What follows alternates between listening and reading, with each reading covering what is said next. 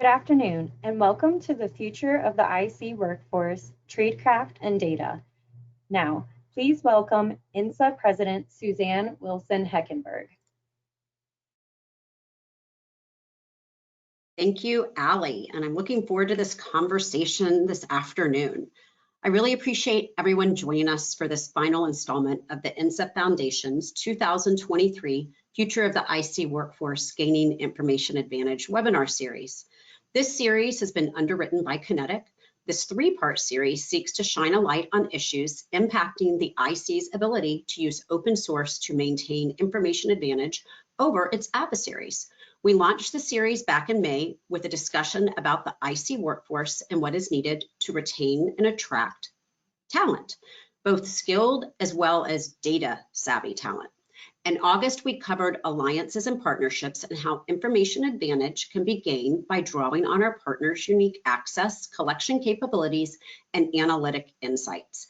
And today we will discuss Tradecraft and data, including strategies for integrating open source with classified information, leveraging private sector best practices, tools and technologies that are helping harness the power of big data.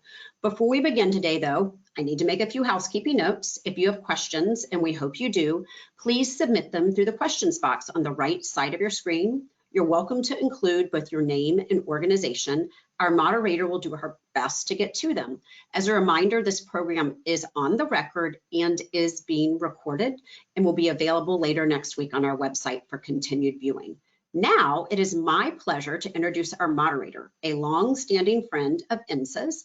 Lindy Kyzer is the Director of Content and PR at ClearanceJobs, the largest career site and online community dedicated to secured cleared professionals. Lindy is a former Department of Army civilian and passionate advocate for improving the pathways into national security careers for both government and industry applicants. Lindy, over to you. Thank you so much, Suzanne. Thank you to INSA and the Intelligence and National Security Foundation, and to QinetiQ US, our underwriter for this series. This is the last part of this three-part series, so I get a little sad about having to turn over to the next chapter, but I'm so glad to end on this note. The whole focus has been around information advantage and how it ties into these different areas. We talked about workforce, we talked about allies and partnerships, and as always, you can count on INSA to bring the best bench of speakers across both government and industry. And that's really what we're doing today, merging on this topic of data and tradecraft. So very delighted to be chatting with Randy Nixon, who is the Director of Open Source Innovation at the CIA. He is a career intelligence analyst and has served as the Director of the Digital Futures Division. And joining us from an undisclosed location, as all of our favorite government speakers are. That's how you know he works for the CIA. And then also joined by Corey Vitello. He is joining us pinch hitting on a Friday the 13th, nonetheless, for another speaker. So appreciate that. And again, that's what I love about our IC and industry partnerships, that we really have a lot of folks who are experts in this that can come in and jump in and bring a lot of expertise. He's worked for the Department of State, diplomatic security, has a background with the California Department of Justice. So I love it when people bring in those different perspectives. And now Senior Director of Global Security and Workplace Solutions at Roku, Inc. And this is pretty significant to have somebody talking in an intelligence context, coming from perhaps a brand or a company name that you don't think of when it comes to data security, open source intelligence, and tradecraft. So I'm excited for this conversation. As I said before, if you have questions, type them in. Even if we can't get to them now, it lets us know what's on your hearts and minds when it comes to these topics. So please type in your questions. We want this to be interactive and engaging. So first question, I'm going to turn over to you, Randy. Can I talk about information advantage, this broad topic that we're talking about, as it pertains to the IC open source perspective? So how do you get information advantage in national security and military interest by using your unique role, capacity, information coming in through OSINT? You know, up until I would say about a week and a half ago, our information was really our greatest weakness in the open source world. We collect such a vast volume of information, traditional media, all the way through social media, dark web, you name it, we're gathering it and bringing it in from foreign sources. To such a scale that it was impossible for any of our mission partners and customers to read it all. For every topic, there could be hundreds or thousands, and we're delivering millions of documents every month. And we've been talking about it a lot. It's been in the press, have already rolled out a AI-empowered tool that has solved that problem for us in a great many ways by cobbling together information, auto-summarization, push instead of pull. So if you're a Russian economist, the Russian economic data is coming right to you in a summarized way. And then using chat-like functions, you can interact with the data on your various topics to get sourced answers. That makes it much easier for folks to use. So we're at I've called it a renaissance in some of the other podcasts for open source. Our world is changing and changing in a great way to make our tools easier to use, our data easier to use because of artificial intelligence. And our other great explosion and opportunity for us is the private sector. The private sector is not only developing technology we can use like AI, they are moving into the collection and the analysis space of open source that we haven't had in the past. So we have a whole plethora of great new partners.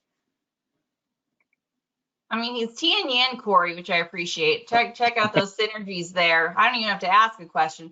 But so talk about, being in the private sector. You came from government, now I've been in the private sector for over 17 years. How does this topic of data collection and analysis apply when it comes to information advantage for a private sector company? Yeah, thanks, by the way, Lindy and INSA for allowing me to just pinch hit today. This is really great, and it's really nice to meet you, Randy. Yeah, back in my days, I remember, combing through all the cables and providing tons of information. Never know where it went, who read it, because it just was overwhelmed. I remember those days very, very fondly. Here in the private sector, information is very powerful for us. When I think about what I do, whether it's at Roku or any organization I've worked in the past, security is a business unit, but just like every other business unit. And our role is to help our company flourish economically. So having access to information and then being able to distill it into useful, actionable intelligence for our company allows us to have a competitive advantage over our rivals, for instance, grow our market share. So we never forget that, yes, I'm in security and I'm in the security business, but I'm also a business unit. I'm also trying to maximize our competitive advantage. We want to outperform our rivals. That's clear. So having access, so when I think of information advantage, the more information I have, whether it's coming from our vendors who provide it, our analysts who are combing through various OSINT sources, or relationships that we're leveraging with folks like Randy and his team at various government organizations that are willing to partner with us, really makes us competitive. It really helps the business.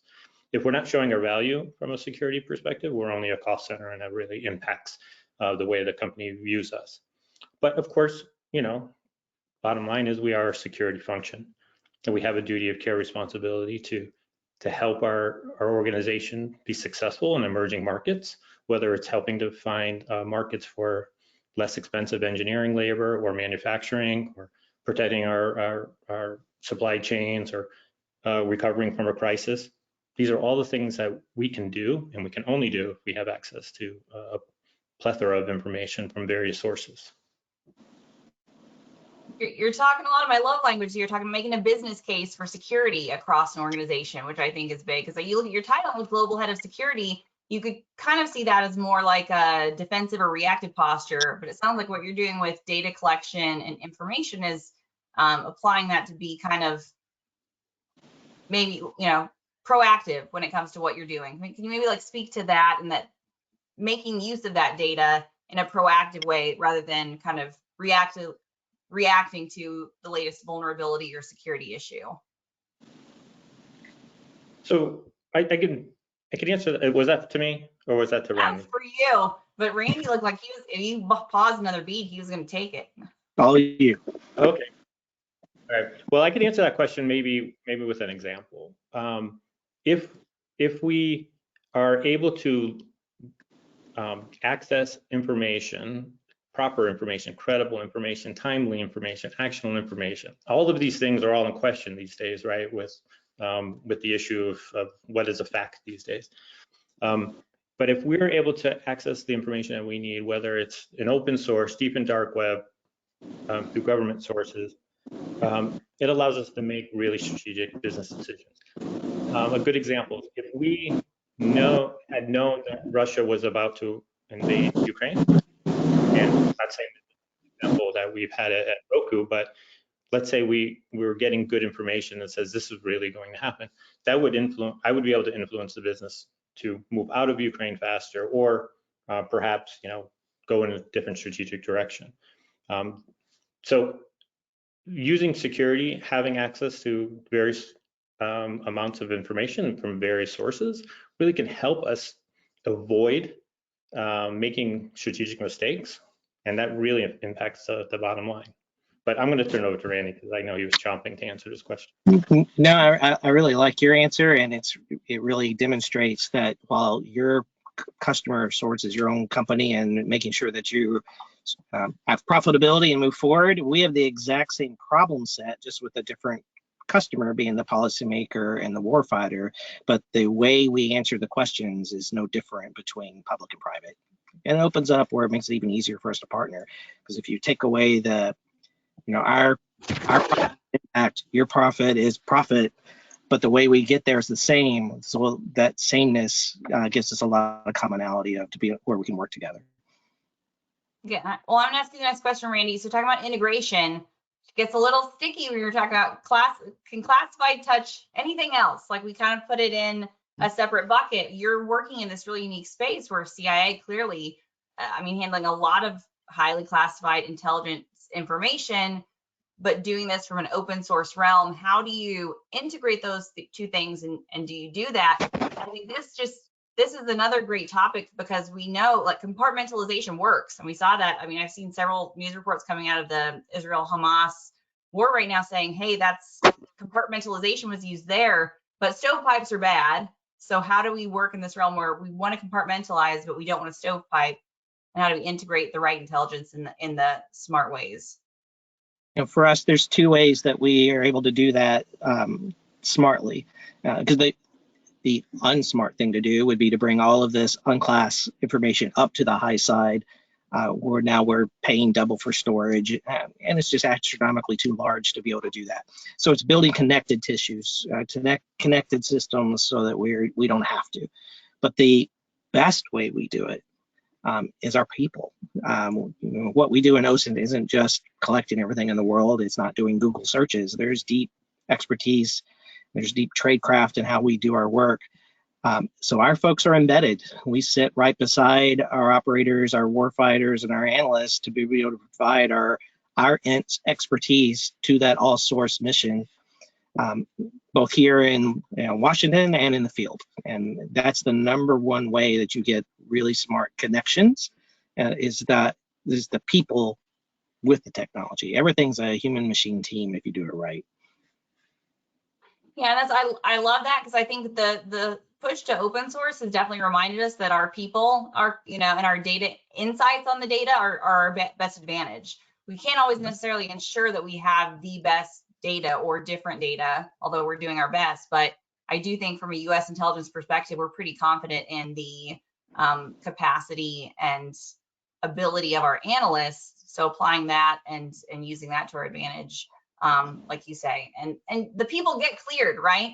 But how do we make it so every time they touch something, it doesn't automatically get cleared? That's another problem.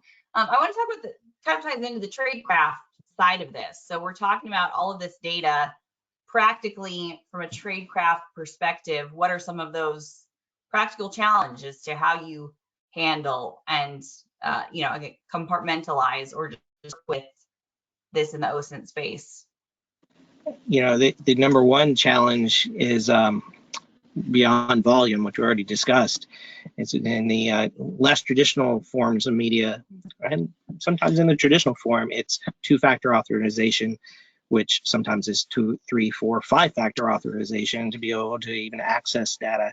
So when I talk about tradecraft, a lot of it is how we're able to collect how we're able to not look like we're Washington based when we're doing all of this, because sometimes you'll be filtered out just on basis of that alone, or you'll get different answers if you're looking at something from Washington, and if you're looking from something from Tokyo, the same site can be giving you completely different information. So it's a lot of it is working that security techniques and classification systems that the companies are putting in place themselves for how they distribute their information, because we sit in classified locations more often than not, and our phones, I'm sitting in my truck to do this interview. Obviously, my phone and my iPad does not come in. It adds a level of complexity that Corey might not have if he's trying to get some of this same information, and we have to come up with ways in Tradecraft to overcome that. And we also, you don't want our adversaries to know it's the U.S. government looking necessarily at them. So we have to blend in with the rest of the world. Or you have a perspective on that from the private sector? I mean, you theoretically have a lot more free reign. The lack, the regulatory and compliance and policy buckets are a little bit less for the private sector. Does that solve some of the tradecraft or best practice around dealing with the data coming in, or is it somewhat similar? Well, I mean, it's a different problem set that we have in the private sector, particularly in the tech industry. First of all, I don't have the bandwidth or the wherewithal to go through and comb through all the data that we have access to. So, and there's resource constraints. So there's that piece of it. And we have a culture of transparency and trust within our organization. What we don't want to seem like to within our organization is that we're big brother. We're monitoring what people are doing. We're monitoring what they're doing online, on the network. We're monitoring socials. We have to be very careful. We walk a fine line around that, but we have to be very scrappy. We don't have a big bucket of resources that allow us to do everything that we wish we can do. So we have a good, I guess, internal threshold of ethics about what we do and what we don't do, and what we're going to follow. And our appetite for risk is quite a bit higher. That's how tech companies succeed in the industry, is taking risks, and we need to get out of the way and just help them land safely when they take these risks, and point out obviously what we can based on forecasting and leveraging our government partners where we can, and we do a lot of benchmarking with other industry folks. For instance, when I think about competitive advantage over a competitor, there is a fine line up there where I will not share information that's proprietary to my organization that could put us at a competitive disadvantage. However, if a competitor of mine, and I don't even care what industry it is, but if I specifically, let's say Netflix, Amazon, Apple, if they have a security issue and they have questions about Israel, and I can have some answers on Israel based off of, we have people on ground, they have people on ground, I can help them. We're always going to reach out. We're always going to be folks that are going to collaborate and help one another when it comes to life safety. So yeah, there's some stovepipes that we artificially or arbitrarily, not arbitrarily, but officially put on ourselves from an ethical standpoint. We're not big brother. We don't overly monitor. We try to do what we can. We leverage what we can. And the company, the entire enterprise knows what we're doing, and we're open about that. And so, I mean, I think that's a little bit different than when I was in the government. You certainly kept things on a need-to-know basis. Yeah. So, Randy, I'd like to talk to you a little bit about your role kind of as the OSINT lead across the Intel community, because we have a lot of questions that have come up in the chat kind of about that. How are we sharing? How are we getting past different classification markers, authorities to kind of use this OSINT information across organizations? So what is your functional role when it comes to leading OSINT across the IC, and how does that practically look? Okay. Yeah, it's one of the least understood parts of OSINT, and probably the other INTs as well. So I love getting this question, because otherwise all you get is noise about OSINT should be its own agency and so forth. And I don't think that's the case. I think we work very well and tight across the community. So Director Burns, he is the functional manager for two INTs, so two intelligence sources. One is QinetiQ, and the other is OSINT. Everybody knows CIA has QinetiQ. it's less known about our OSINT role. So what that means is we're in charge of working across the community in a federated manner to have shared data, tradecraft, tools, techniques, training. So we're moving in a single direction. We do that in various means. Director Burns, he chairs what's called the Board of Governors. So that's himself and individuals at his level across the AT and IC agencies. They meet twice a year as like the ultimate steering community for open source intelligence. Underneath that is the National Open Source Committee. We have been meeting every month. We're by charter have to meet every other month. There's just so much work to be done that our tempo has increased.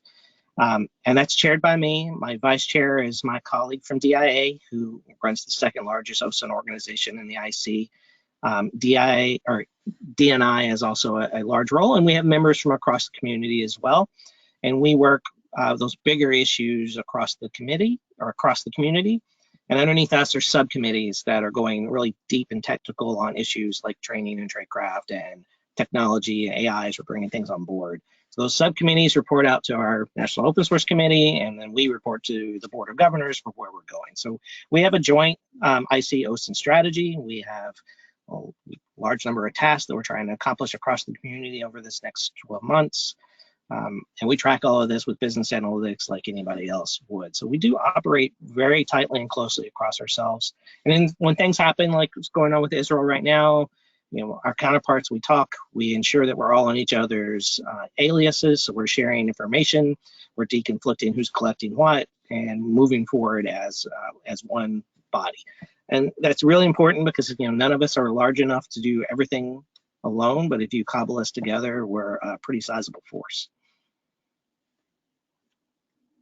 Yeah, I appreciate that. And so can you talk a little bit about, are there any gaps in what needs to get done right now? So tradecraft tools, and this is kind of really where industry and government can work together, right? You can identify some of those things. Are there things right now, either from your vantage, Randy, or from yours, Corey, you're saying, hey, we see this as a gap that someone could fill with a tool solution, a need for innovation around even the cultural understanding of OSINT, which is another question we had come in.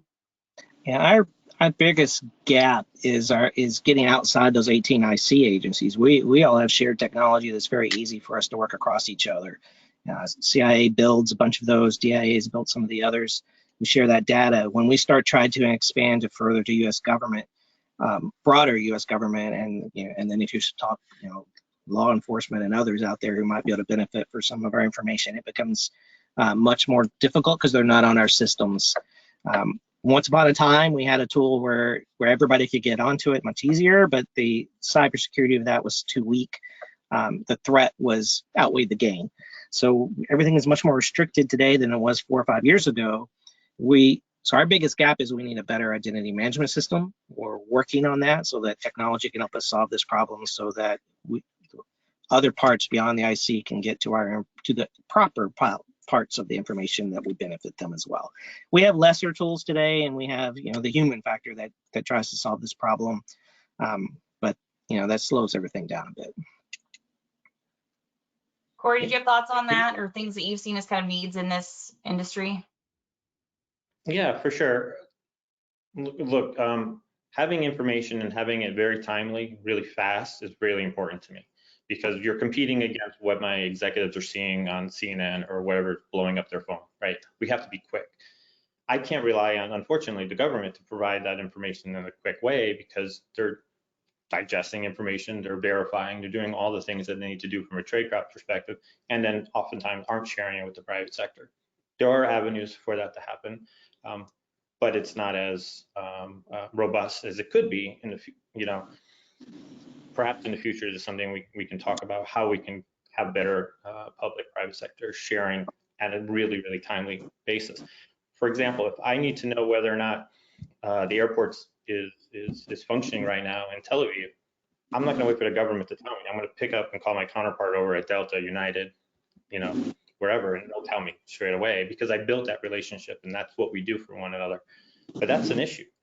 I'm not sure that the government can pick up the phone and call United. Probably can at that level, but there's little bit more hesitancy, I think, for the private sector to share with the public sector, not knowing where that information is going to go and how it's going to be used. So I guess building some of that trust, and it's a sizable gap in trust between the private sector. Again, at a tech company where we have a lot of transparency and trust amongst our entire organization and enterprise, knowing that we're working very closely with the government, in many cases, it's so important, and we highlight that as a very much a business value add. But in some cases, we have to be very careful about what that relationship looks like and how it's perceived within our organization. So there's a little gap there. Well, NSA has their like cybersecurity collaboration center, right, where they're taking in cyber risks specifically and kind of applying those and doing some kind of collective intelligence around that. Is there a need or a demand vector, an opportunity to do the similar with kind of OSINT intelligence and information sharing, saying, hey, we're going to get you to sign an MOU or an agreement, and we're going to say that gives you some level of safety and security and reporting? Because right now, correct me if I'm wrong, but the NSA is pretty limited to like cybersecurity risks and what they're doing. Could we apply that to OSINT and data and information? Yeah, there are means, CIA does talk to the private sector. We have means that probably would be better for an entirely other broadcast. There's also risk to what we're talking about here, and we've seen it in cases recently where I don't want to call out the data source itself, but we have lost what was publicly available data from some foreign countries because it became known to that country that it had intelligence value. And so there are reasons that we still keep some OSINT behind a wall because we can't risk losing what is out there today. I mean, now that data source is still valuable and incredibly difficult to get. And that could be the case with many of the things we have. So there's a reason the 18 agencies are sharing so broadly with each other, and it's smart that we do, and we move together as an OSINT community, the OSINT professionals. And same with a lot of my OSINT partners in friendly nations. We work closely together. But there's also a reason we don't have OSC.gov anymore that opened up things far broader to the world. Yeah. And so, guys, talk about what is that strategy then for engaging the private sector to kind of meet requirements around OSINT and what they do, and giving them some best practices to work with?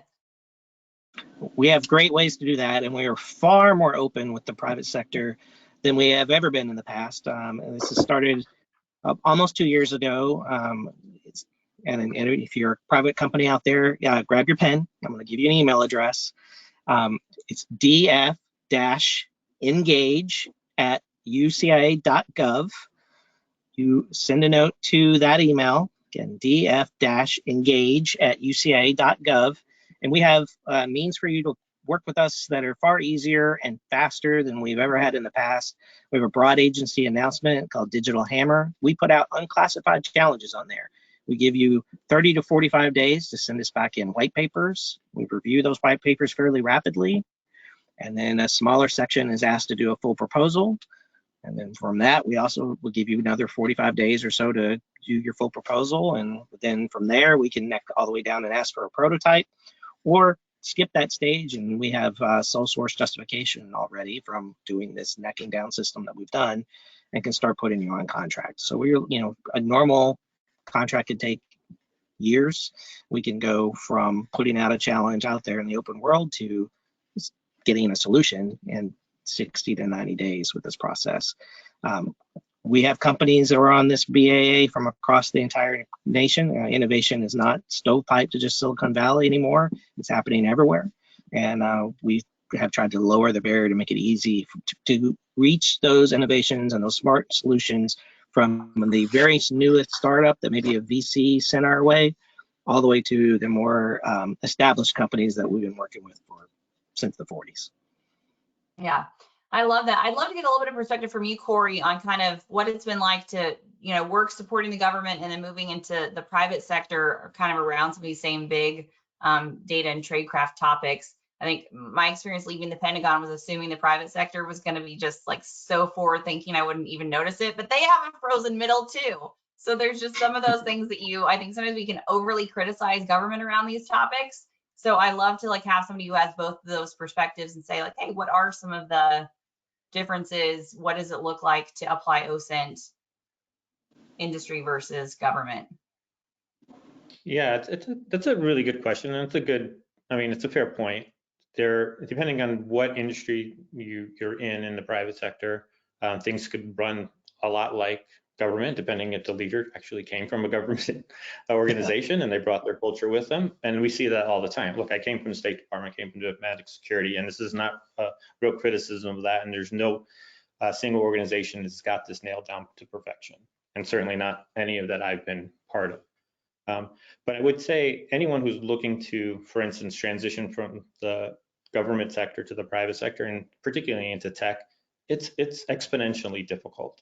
Insofar as the tempo, expectations, the philosophy around, again, transparency is something that really boggled my mind when I started working in tech, because I feel like the more people who know something, the easier for that information to leak. And when that information leaks, then it's on me to figure out where the leak came from and sort of figure out what the damage is going to be. But that's not how the private sector, particularly in the tech industry, operates. It operates in this idea that we're all in this together, we're all bought in together. This is this culture we're building together. So if everyone's bought in, no one's going to leak anything because we're all invested. We all have equity stakes in this, in the success of the company. But the expectations are extremely high. The velocity and tempo is you have to turn things around in 30 minutes. There is no take a lot of time and get verified sources and get credibility. You have to have the ability to do that really, really quickly, because the demand, my CEO can call me right away, and maybe the president can call you, Randy, but you understand where I'm coming from, right? I don't have a lot of layers to shield me from questions from our senior executives. They want to know, and they want to know now, and I have to have answers straight away. And again, that is not to say that in the government that doesn't happen. I was there, but there are certainly a lot of layers, and there's a lot of leeway to like verify. And the wheels of government turn a little bit slower, but you have to understand that. So we leverage a lot of our private sector platforms. There's a lot of them out there, and I know the government uses them as well. That provides us a ton of data, and my analysts are working daily to go through and comb through this data to figure out what does this mean to Roku? Do I have any assets that could possibly impact it? Any events upcoming in that area? Do I have any travelers there or any executives that live in the area or second homes? Anything like that, we have to be thinking about. Every news headline that we see that comes across our screen, we're thinking about how does this impact Roku? It's a very narrow mandate and remit, but our government colleagues, they're thinking about the entirety of, all the sectors, from energy to, oil and gas, and to health, and just the American people as a whole, and preserving democracy. I'm really just worried about my organization and my people. Yeah. So Randy's job a little bit harder, maybe what you're saying, but we love you, Corey. We appreciate what you're doing too. But talk a little bit. A question came in that's near and dear to my heart, and it ties into what you mentioned, Corey, with your analysts doing this. So somebody asked, I think Sam asked here, about how do you balance the role of human capital and AI, which is a hot topic we're hearing across everything. A lot of folks are hoping that AI can make some big strides when it comes to solving this big OSINT issue, which is the volume of data coming in. So do you see AI changing the role of what an OSINT analyst looks like? How could that technology disrupt this specific workforce? I saw a great quote the other day, and it wasn't attributed, so I don't know who I'm stealing it from, but it said, AI is not going to take your job. Somebody who knows how to use AI is going to take your job. And that's very true, and it's where we are headed. It's that human machine teaming and the ability to do that in the OSINT community in particular that is already a disruptor. I mean, we have already deployed tools taking advantage of these abilities. And what we're really looking forward to is as these new tools become more ubiquitous and are spread particularly to our analytic colleagues and to our own analysts, that we can get out of the business of doing some of the very time-consuming but more less complex type of work that we have to do today, providing summarizations of what's happening in the world, international reactions, those type of products that can take us a great deal of time are being done by the machine in seconds. And now all we need to do is actually check its work. And then add the deeper thoughts to this. We've done studies. There are some products that it's going to save us 4 or 5 hours on immediately. So that gives us the ability to spend our time doing the more difficult parts of OSINT, the more complex thoughts, or working more on collection, because now our collection can be it's unbound. We could bring in everything, and it just makes the machines better and makes us better officers, where in the past it was our weakness. Now it's not at all. So actually, we are at the very beginning of the stage. I actually sent a document out to my workforce earlier this week, and I told them I think that as far as OSINT's concerned, that people are going to look back at the end of FY23 and the beginning of FY24 and say it was a turning point. It was a historical marker that's been laid down for what OSINT can do with our embracing of these new technologies and working with a larger number of partners. So tech is going to change our world for the better. Yeah, I would just, yeah, Randy hit it right on the head. And that, I mean, there's no difference between what his OSINT analysts are doing with AI as same as what we're doing in the private sector. Absolutely. It just makes things so much easier. You're always going to have an analyst actually do an assessment and applying it to what matters, again, to my organization. There's never going to not be a human component to it, but definitely takes away some of the time it takes to accumulate all of the data that you need to actually put together a quality product that you're proud to ship forward. But AI has been around for a while, and definitely in the private industry. I mean, there's a lot of noise, there's a lot of information that's out there, and we have to be able to filter that information out. Again, we filter it by things that matter to us, whether it's keywords or if it's addresses, it's events, it's dates, it's things that really, really are important to my organization. And so AI has been working through various platforms that are available for many, many years, and it's actually helped, because that's one of the problems, I guess, with having an information advantage. Too much information creates too much noise. Too much noise means you're going to miss things. And that's the worst thing in the world, when something happens and you don't know what your risk exposure is or what the threat is, because you can't see it. So I think that the future of AI is everything what Randy said, and it's going to continue to grow. But for me in the private sector, reputation and brand is critical. I worked for a company, 4 letters, 2 colors, that was it. It was the top brand, one of the top brands in the world, and you had to protect that brand. Well, I think AI can help us, identify something or an issue before it goes viral, because once it goes viral, it's hard to bring it all back in, and you go into crisis mode, and how you respond to that really impacts what your shareholders think of your leadership. So I think that there's going to be some applications that we're going to be able to use for positive. For all the negatives people think about AI, it's going to take all of our jobs, it's going to rule the world one day, or we're all going to be working for cyborgs. I think that, yeah, possibly, I don't know, but for now, it's leverage it for what's good.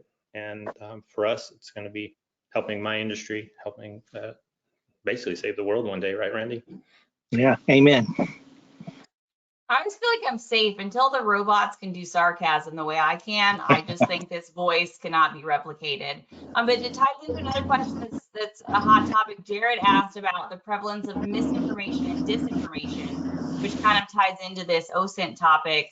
I think that's come up a lot. I was at a Homeland Security conference earlier, and they were talking about disinformation heading into another election cycle and the kind of risk factors of AI around that.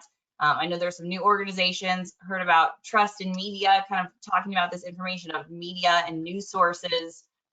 It's a hot topic. It's going to grow as we see this AI growth.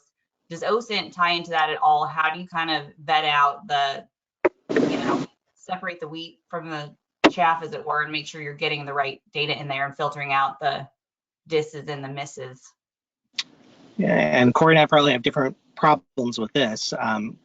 For us, part of the solution is the massive scale of our collection, because it takes that misinformation and pushes it to the edges, because machines can produce a lot of it, but the real world is still producing a lot more of the real information when you're collecting at the volume that we are. So it helps us identify it even quicker because it is more anomalous. Now, when you start talking tactically, there were stories this week about fake BBC stories that looked very real. They looked just like BBC, and BBC was having to spend a lot of time refuting them that were out there floating about Gaza. AI can create that work. They can make it, and they can do it at speed, and can do it at scale.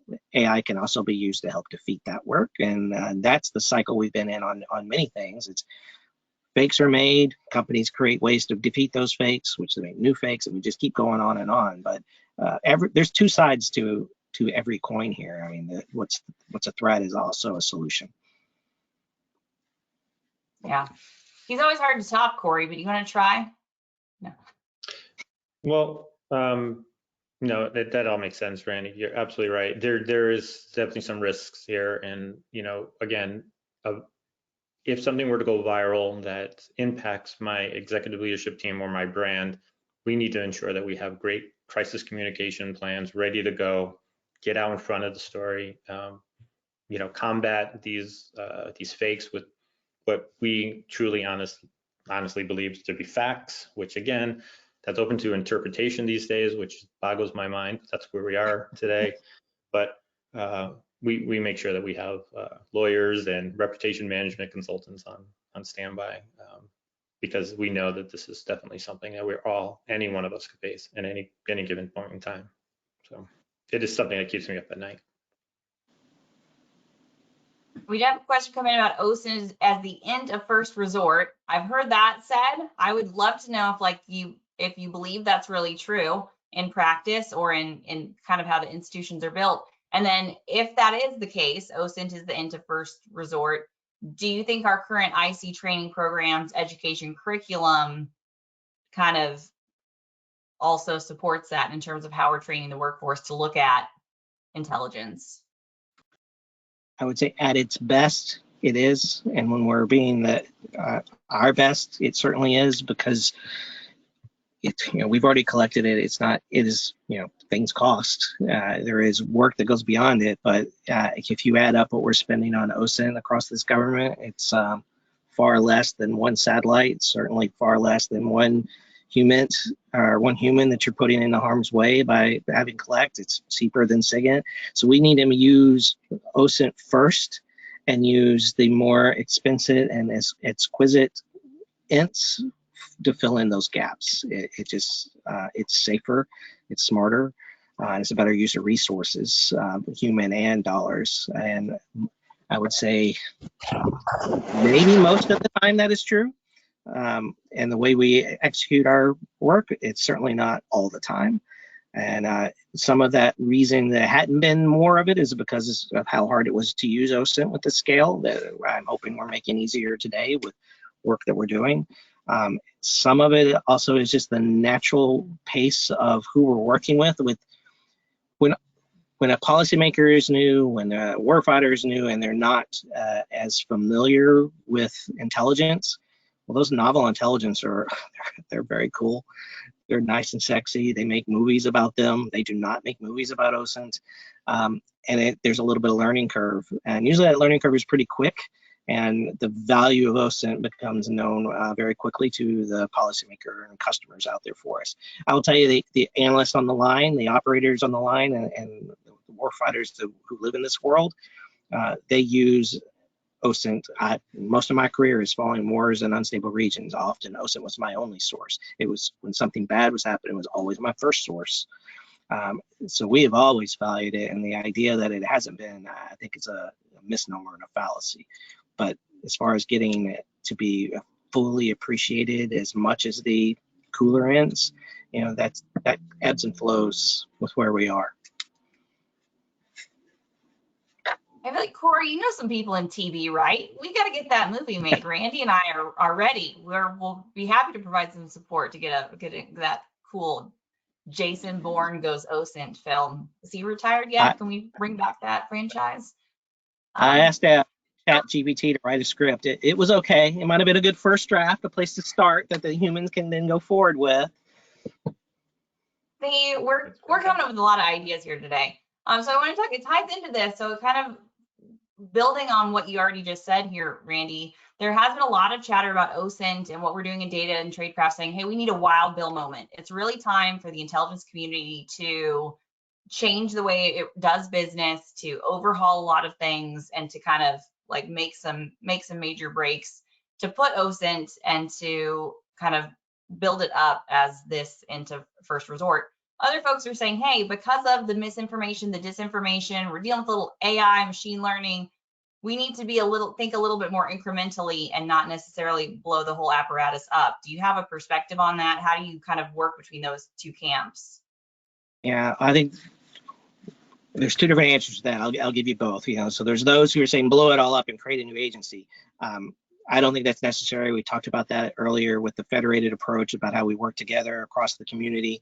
I think if I woke up tomorrow and a new agency was created, I just throw the joke out there, fine, put me in charge of it. But what you're going to end up doing then is we're just going to have a lot of duplication, because my agency is not going to stop doing OSINT, and its need to have the OSINT professionals sitting with the operators and the analysts isn't going to go away. DIA is going to be in the same boat, so will the Department of Army, on and on and on. So we'll just have another agency doing the same thing that the rest of us are already doing together. So to me, that's not a great idea. As far as having that breakthrough, I'll call it a Loonshot. That's from Safi Bakal's book. If you haven't read that, I'll give him a shout out. We actually had Safi in talking to our workforce this week. I think we are already doing that Loonshot, and that is the technological Loonshot. We have deployed our tool. We did it a little less than 2 weeks ago. That is using large language models in a way that we haven't been able to do before, that it does give you the ability to have a chat-like function with our information. It does make our treasure trove of collection now appear small instead of so massive that you couldn't use it. And that is a breakthrough. That is a Loonshot in how we're going to use our tools. And yeah, could we have gone slower? Yeah. Will the machine be better 2 months from now, 3 months from now, 6 months from now? Yes. Is not perfect today, and so why it's a human machine team. It's 100% better than what we had the day before we deployed it, though. So I don't, we're being smart about it. We test it, we check everything. We have warnings all over it about what you should and shouldn't use it for, and the OSINT professional is a key part of this, but we can't go slow. The stakes are too high. You're seeing the stakes in places like Israel today and Ukraine. Mm-hmm. I love that. We can't go slow. The stakes are too high. That's worth noting and remembering. Do you have any thoughts on that, Corey, in terms of like what it looks like to, I think industry has perspectives on this too sometimes, like what could we do as we're establishing OSINT, and even for how you use it in your organization? Is it your primary source for data? Obviously, your access to classified information is not quite the same, but how do you filter out those two and prioritize? Because you are, you do get information coming in from different sources. Oh, yeah, 100%. Look, we flourish in the OSINT world. This is what we do. Because we don't have just ready available access to classified information. We have to be invited to that briefing, with our clearances. So we can ask always, but there's always going to be that sort of wall between what we know and what our counterparts in the public sector know, and then what can be shared. However, if we're thinking about a moonshot moment from a private sector intelligence perspective, perhaps there's an opportunity for us to work a little bit more closely with, Randy and your team and various other government agencies. Sort of, it would be like exponentially growing your army of intel analysts that are looking at OSINT, because you're interested in protecting American interests overseas.